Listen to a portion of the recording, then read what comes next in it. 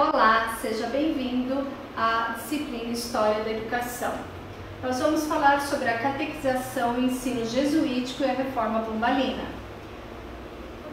Os primeiros jesuítas chegaram no Brasil com o primeiro governador-geral da colônia, Tomé de Souza, em 1549. Eles eram liderados por Manuel de Nóbrega e tinham como principal missão a cristianização dos nativos e zelar pela igreja instalada no Brasil colonial. Os jesuítas, eles no período de 210 anos, promoveram a catequese dos índios, a educação dos filhos dos colonos e a formação de novos sacerdotes e da elite intelectual. Eles também tiveram o controle da fé e da moral aos habitantes da nova terra. Catequizar os índios não foi tarefa fácil para os jesuítas. Por quê? Porque eles não dominavam a língua. Então eles tinham os índios que falavam tupi, os filhos dos colonizadores que falavam português e eles que falavam também o português, mas tiveram muita dificuldade de manter essa comunicação, não só a linguagem, mas também o aspecto cultural. Nessa questão entra quem? José de Anchieta, que ele monta o quê? Um manual no qual auxiliava na comunicação dos jesuítas. Aqui a questão que eu já falei, que não era somente a linguagem, mas também as diferenças culturais que os jesuítas tiveram que conhecer para poder catequizar os índios e os filhos dos colonos. Bom, os curumins, segundo Aranha, aprendiam a ler e escrever ao lado dos filhos do colono. Anchieta, ele criou diversos recursos diferentes para catequizar os índios e os filhos do colono, os colonos, de maneira que suas aulas tinham como objetivo atrair a atenção dos pequenos. Os jesuítas também eles eram caracterizados como soldado de Cristo, porque o objetivo principal deles qual era? Simplesmente a propagação missionária da fé, a luta contra os fiéis e contra os heréticos. As missões eram os lugares, eram os locais que os jesuítas construíram para realizar a sua ação missionária.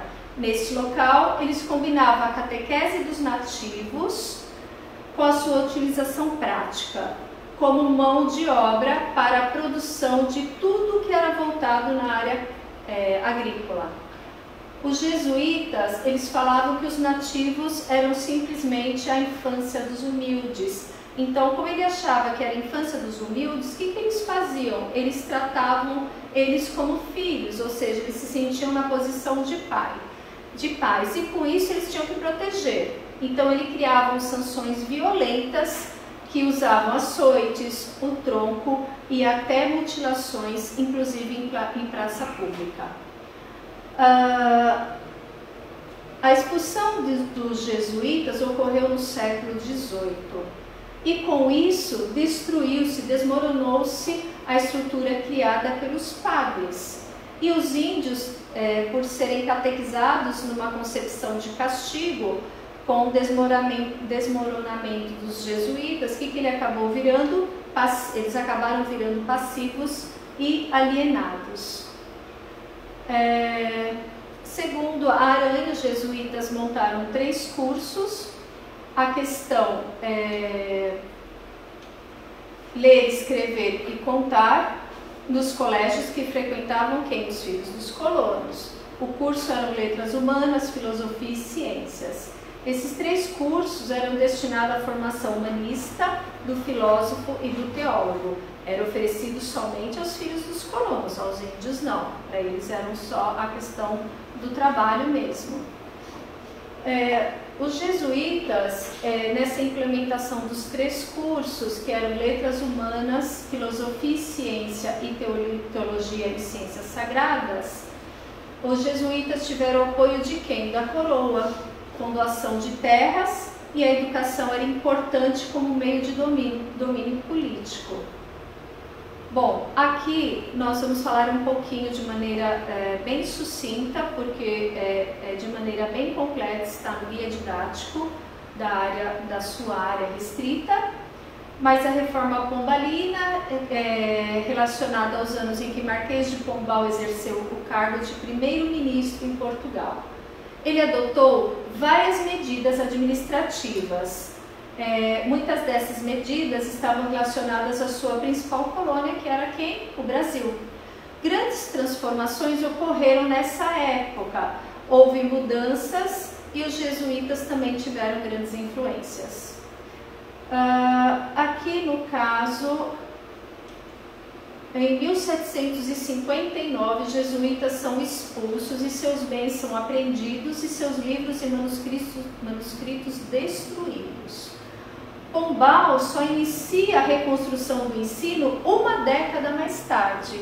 Então, nessa concepção, observa-se que é um retrocesso no sistema educacional brasileiro.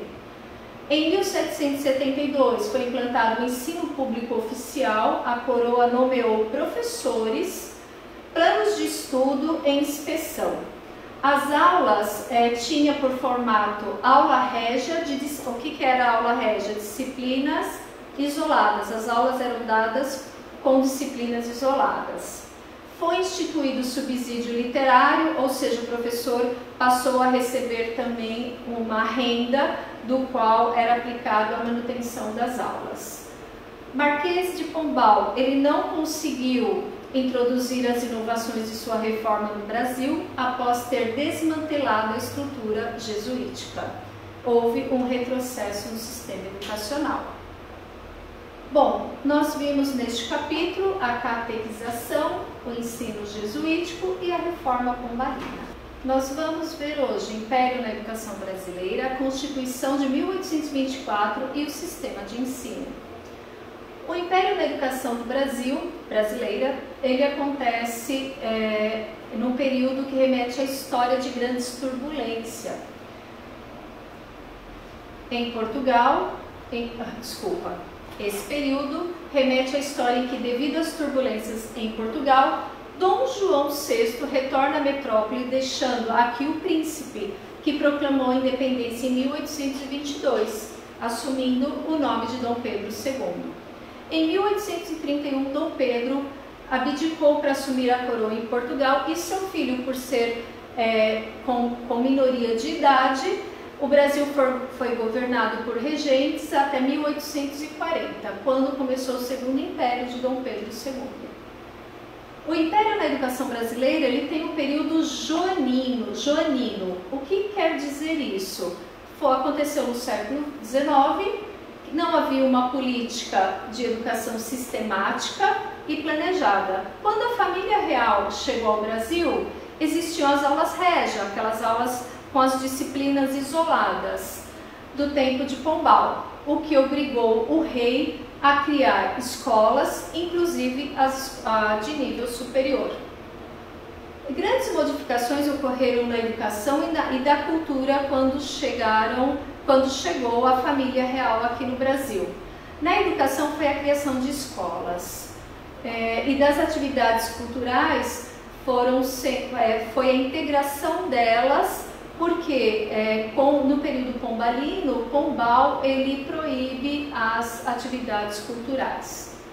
Em nível cultural, as inovações no campo foram a imprensa régia, porque até então as imprensas eram proibidas, as publicações eram proibidas, a construção de bibliotecas, o Jardim Botânico do Rio de Janeiro, o Museu Real e a Missão Cultural Francesa, que colaborou logo depois com a criação da Escola de Belas Artes.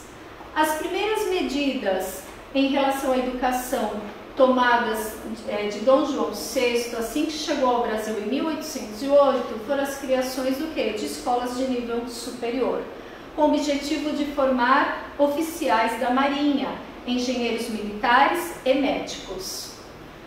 Aranha apresenta para nós algumas realizações na área da educação.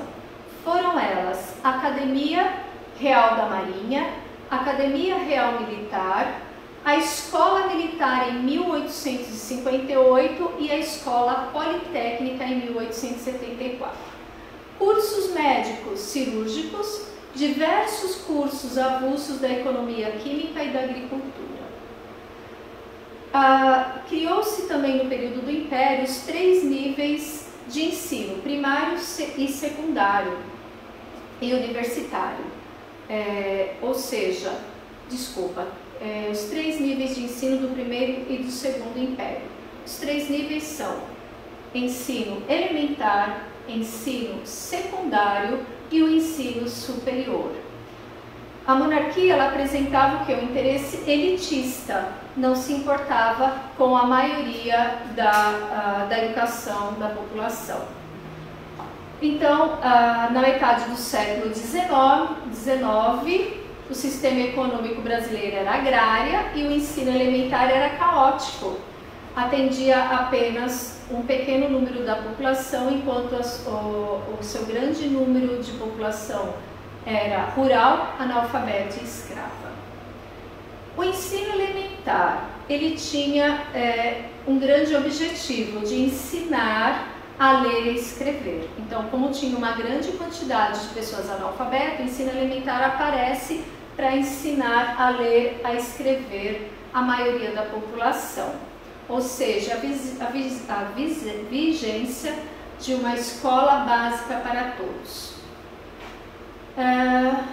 Eles queriam também atender uma grande quantidade de alunos para a questão do ensino elementar. Para isso, eles criaram o quê? O método de ensino mútuo, ou seja, era um método de memorização. Ocorreu um grande fracasso, esse método de ensino mútuo, porque não tinha salas amplas, faltava material, faltava bancos, quadros, fichas, cinetas. Os professores estavam muito descontentes com a remuneração e também eles não estavam bem preparados. Foi um grande fracasso nas escolas esse método mútuo. O ensino secundário, ele apresentava com um sistema de aulas régia, aquela das disciplinas isoladas, e com o objetivo de preparo para o ensino superior. A falta de recurso foi um grande empecilho para qualquer realização para a educação. Não era boa na qualidade de ensino, os professores eram improvisados e tinham o quê? Baixo salário. O ato adicional de 1834 prejudicou de vez a educação brasileira, ou seja, foi uma reforma que descentralizou o ensino, atribuindo à coroa a função de regulamentar e promover o que? O ensino superior, enquanto as províncias foram destinadas à escola elementar e secundária. No ensino secundário ocorreu a pseudo-descentralização. Em 1837 foi fundado no Rio de Janeiro o Colégio Dom Pedro II, sob a jurisdição da coroa. Ele tinha como principal objetivo educar a elite intelectual e também servir ao padrão de ensino para os demais liceus. Tanto que ele foi modelo padrão para as demais, como o modelo padrão para os demais liceus provinciais, com uma forma de qualidade de ensino.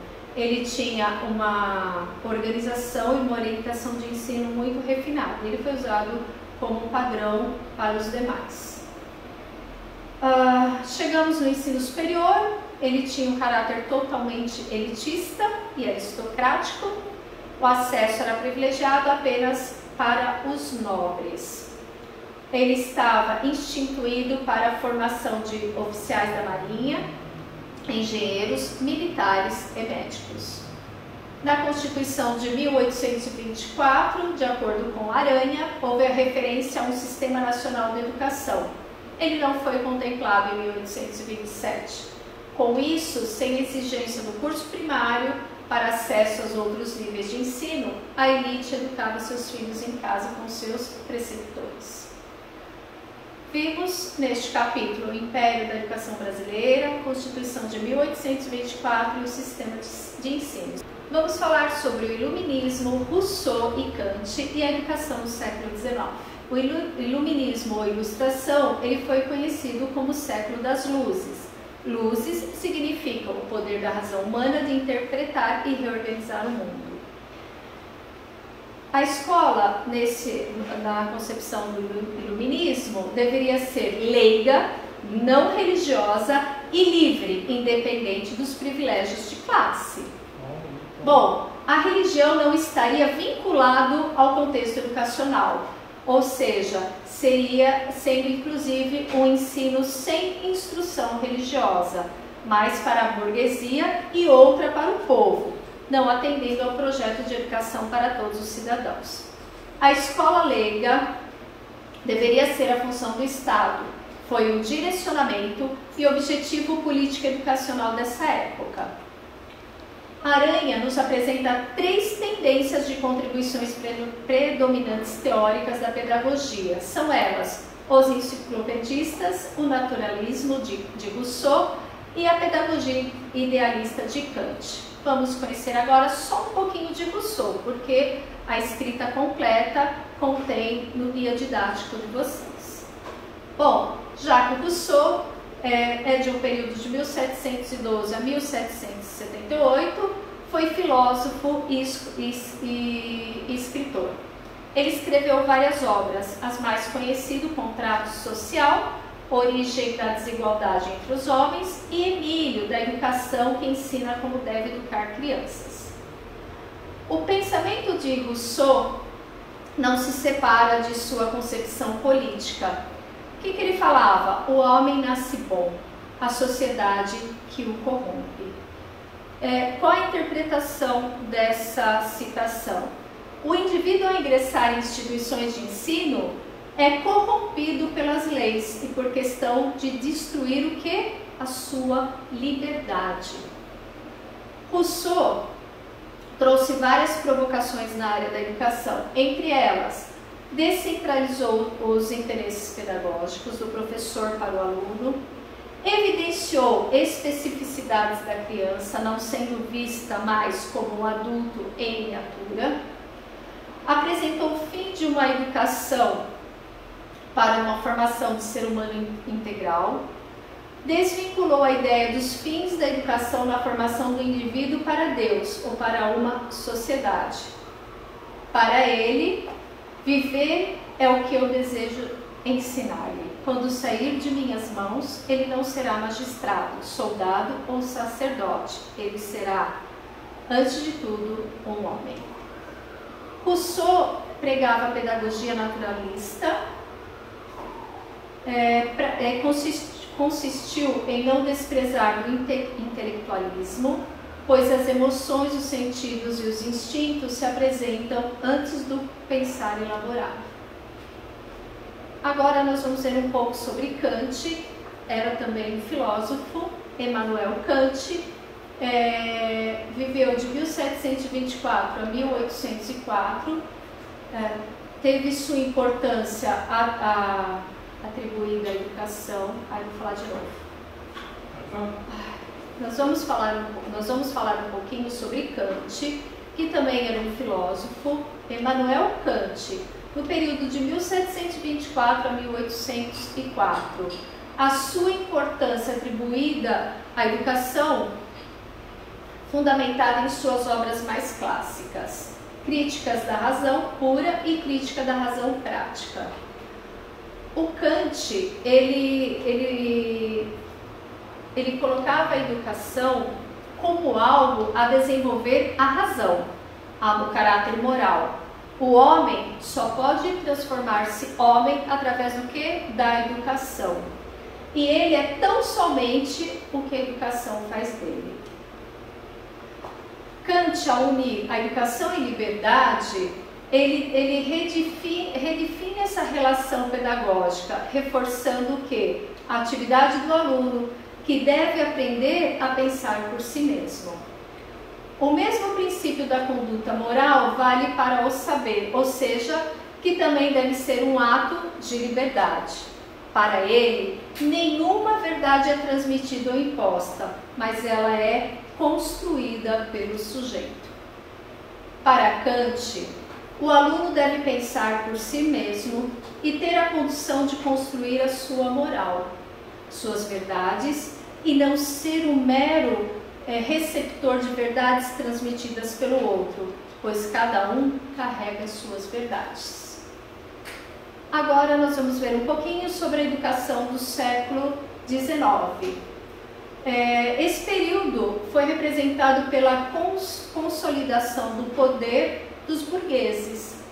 Na educação, o Estado se esforçava muito para oferecer escolas gratuitas para os pobres, porque os ricos, eles ainda procuravam escolas religiosas tradicionais. As características gerais da educação do século XIX foram intervenção do governo nas escolas particulares através de currículo e legislação, nítida separação entre os pedagogos e os teóricos da educação. Na verdade, os educadores eram aqueles que de fato iam ministrar as aulas. Grande expansão da rede escolar, não somente em números, mas também em matrículas, em condição de acesso na escola elementar e secundária. Para a elite, a formação clássica, e para o trabalhador, instrução técnica. Qual tipo de instrução? Industrial e comércio.